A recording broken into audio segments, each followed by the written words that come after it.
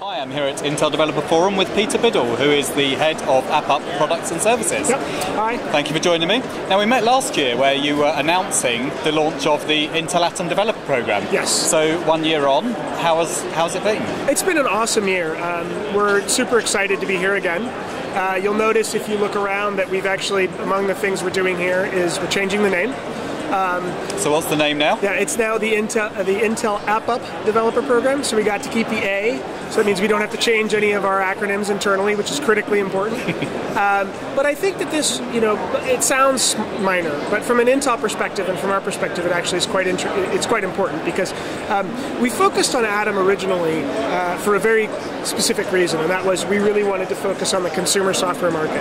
And we still want to focus on that, but we actually feel that it's important that we make sure people understand that AppUp is actually part of apps for sort of the entire consumer market for Intel, and that includes things like great applications for Core, great applications for laptops, and of course great applications for more devices in the future, like tablets, TV, and phones. So it sounds like a significant broadening of the strategy then, going away from the kind of handheld and the netbook type devices towards the full continuum of computing.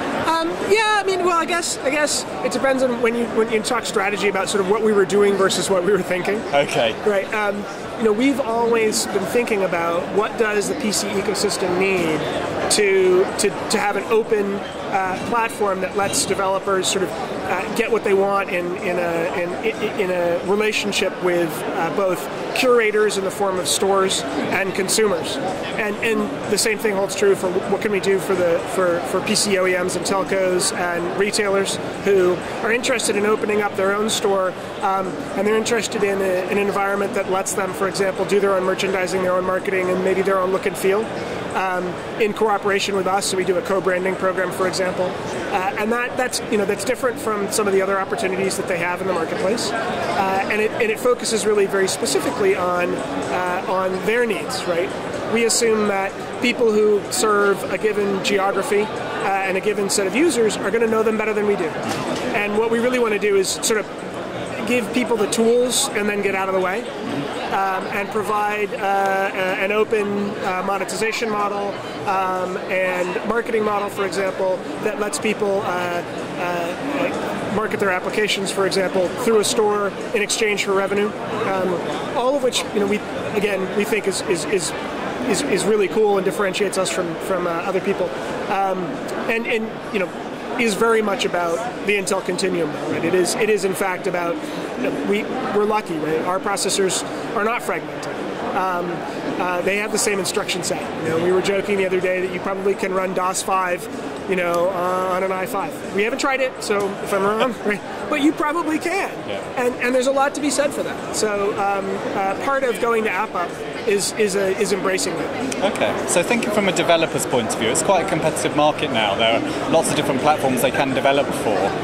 What are the key messages you take to developers to persuade them that the Intel AppUp Developer Program is the one that they should invest in? So, we focus on really a core set of things. First of all, we support multiple APIs and multiple platforms, right? So we're currently in a beta with Adobe. We're super excited about that. The Adobe Melrose beta is very cool. So you can create an app in Melrose and publish it directly into AppUp. And that's part of Adobe's interests in sponsoring Air as a great platform. And actually, we think that's important, right? So there are 3.5 million Flash developers out there, and not all of them want to learn an entirely new language in order to develop to their platform. Right. You don't have to learn a new language, and the SDK requirements are pretty small.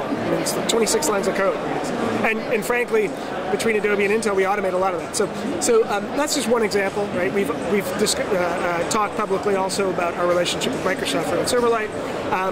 We support native, we support MeeGo applications, we support the MeeGo runtime. We're looking at HTML5 and JavaScript web apps. So the PC ecosystem is huge, right? So you don't have to. You can come in and you can be a person who knows how to do Qt, and well, guess what? We've got Qt apps in the store. So that's one thing. The second thing is that a lot of small developers don't have a lot or any money to market their applications. So this program we have called Pay for Promotion, we think P4P is really cool because it lets developers spend future revenue in exchange for promotion in relationship with individual stores. Okay. So we think that's really cool. So they can basically reward the store, they can pay the store according to how many sales they manage to generate. Correct. Which would be extremely low risk for the developer. It's low risk, it's essentially no risk for the developer, and it's opportunity cost for the store. Right? Let's say you do a top 5 promotion and 2 of them rock and 3 of them don't. Like, okay, so it cost you the value of that slot, but you didn't have to print millions of CDs. You know, it's not like how the record business used to have to work, where you loan someone money and then they're in, most of them are in debt for life. This is great. Right? I mean, if it turns out that a given marketing plan rocked, then the app developer sells 1 million copies and they're super happy, and the store sold 1 million copies, so they're super happy. If it turns out it didn't sell very many, it's not a big deal. It gives a lot of people the latitude to experiment, doesn't it? I think that experimentation is super important.